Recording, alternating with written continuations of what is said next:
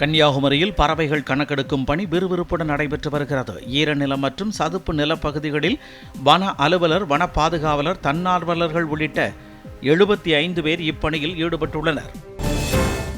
சர்வதேச விண்வெளி நிலையத்தில் 9 மாதங்களுக்கு மேலாக சிக்கி தவிக்கும் சுனிதா வில்லியம்ஸும் புட்ச் வில்மோரும் நாளை இரவு பூமிக்கு திரும்ப உள்ளனர். இது தொடர்பாக நாசா விடுத்துள்ள அறிக்கையில், சுனிதா வில்லியம்ஸ் மற்றும் புட்ச் வில்மோர் ஆகியோர் மற்றொரு அமெரிக்க விண்வெளி வீரர் மற்றும் ஒரு ரஷ்ய விண்வெளி வீரருடன் ஸ்பேஸ் எக்ஸ் டிராகன் விண்கலம் மூலமாக பூமிக்கு திரும்புவார்கள் என்று தெரிவிக்கப்பட்டுள்ளது. திருப்பூர் மாவட்டம் சிவன்மலை சுப்பிரமணிய சுவாமி கோவில் நிலத்தில் மரக்கன்றுகள் நடும் விழாவை உயர்நீதிமன்ற நீதிபதிகள் தொடங்கி வைத்தனர்.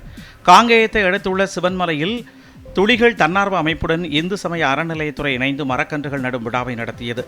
இதில் மணிப்பூர் உயர்நீதிமன்றத்தின் தலைமை நீதியரசர் கிருஷ்ணகுமார் மற்றும் சென்னை உயர்நீதிமன்ற நீதியரசர்கள் சுரேஷ்குமார், பொங்கியப்பன், தண்டபாணி மற்றும் சென்னை உயர்நீதிமன்ற முன்னாள் நீதிபதி கிருபாகரன் ஆகியோர் சிறப்பு விருந்தினர்களாக கலந்து கொண்டு மரக்கன்றுகளை நட்டு விழாவை தொடங்கி வைத்தனர்.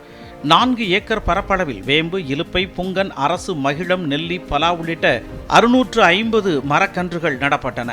ஏற்கனவே 24 ஏக்கரில் நடப்பட்டுள்ள 6500 மரக்கன்றுகள் நன்கு வளர்ந்து வனமாக காட்சியளிக்கின்றது. தருமபுரி மாவட்டம் ஒகேனக்கல் கடைகளில் உணவு பாதுகாப்புத்துறை அதிகாரிகள் அதிரடி சோதனை நடத்தினர். ஒகேனக்கல் சுற்றுலா தலத்தில் தினந்தோறும் ஆயிரக்கணக்கான சுற்றுலா பயணிகள் குவிந்து வருகின்றனர். இங்கு வரும் சுற்றுலா பயணிகள் காவிரி ஆற்றில் குடித்து அருவிகளை பார்த்து மகிழ்ந்தும் பரிசல் சவாரி செய்தும் பின்பு மீன் குழம்பை ருசித்து சாப்பிட்டும் செல்கின்றனர். இந்நிலையில் உணவு பாதுகாப்புத்துறை அதிகாரிகள் மீன் கடைகளில் சோதனை நடத்தினர். அனைத்து கடைகளிலும் சோதனை செய்த அவர்கள் 5 கடைகளில் இருந்து 100 கிலோ அளவுக்கு அழுகிய நிலையில் இருந்த மீன்களை பறிமுதல் செய்தனர். அந்த மீன்களை உணவுக்கு பயன்படுத்த வைத்திருந்த வியாபாரிகளுக்கு 13,000 ரூபாய் அபராதம் விதித்தனர். மயிலாடுதுறை மாவட்டம் பூம்புகார் சட்டமன்ற தொகுதிக்கு உட்பட்ட சாத்தனூரில் ஒருங்கிணைந்த குழந்தைகள் வளர்ச்சி திட்டப் பணிகள் சார்பில் சமுதாய வளைகாப்பு நடைபெற்றது. மாவட்ட ஆட்சியர் ஸ்ரீகாந்த் தலைமையில் நடைபெற்ற நிகழ்ச்சியில் சிறப்பு அழைப்பாளராக சுற்றுச்சூழல் மற்றும் காலநிலை மாற்றத்துறை அமைச்சர் சிவ வி மெய்யநாதன் கலந்து கொண்டார். பூம்புகார் தொகுதிக்கு உட்பட்ட 190 கர்ப்பிணிகளுக்கு சேலை, மஞ்சள், குங்குமம், தாலி கயிறு, பேரிச்சம்பழம், வெற்றிலை பாக்கு, வளையல்கள், மாலை, ரோஜாப்பூ, காப்பரிசி, வேப்பங்காப்பு உள்ளிட்ட சீர்வரிசை பொருட்களை அமைச்சர் மெய்யநாதன் வழங்கினார். தொடர்ந்து வருவாய்த்துறை பெண் அதிகாரிகள் கர்ப்பிணிகளுக்கு நலுங்கு வைத்தனர்.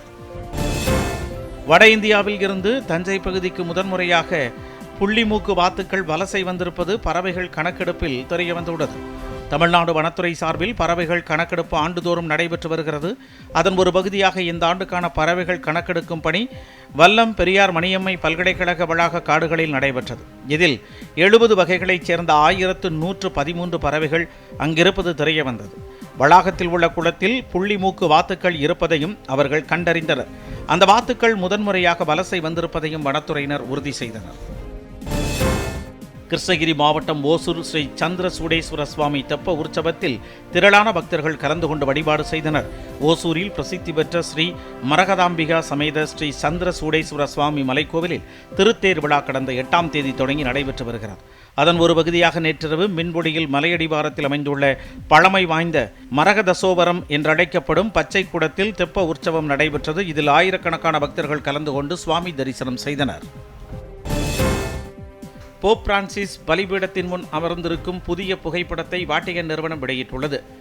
ஜெமிலி மருத்துவமனையில் சக பாதிரியார்களுடன் அவர் திருப்பலியில் கலந்து கொண்டதாகவும் அவரின் உடல்நிலை தற்போது முன்னேறி வருவதாகவும் தெரிவிக்கப்பட்டுள்ளது. மூச்சுக்குழாய் அழற்சியால் பாதிக்கப்பட்டதைத் தொடர்ந்து போப் பிரான்சிஸ் ரோமில் உள்ள ஜெமிலி மருத்துவமனையில் பிப்ரவரி 14ஆம் தேதி அனுமதிக்கப்பட்டார். அவருக்கு நிமோனியா தொடர்ந்து ஏற்பட்டிருப்பது உறுதி செய்யப்பட்டதைத் தொடர்ந்து அவருக்கு தொடர் சிகிச்சை அளிக்கப்பட்டு மருத்துவ கண்காணிப்பில் இருந்து வருகிறார்.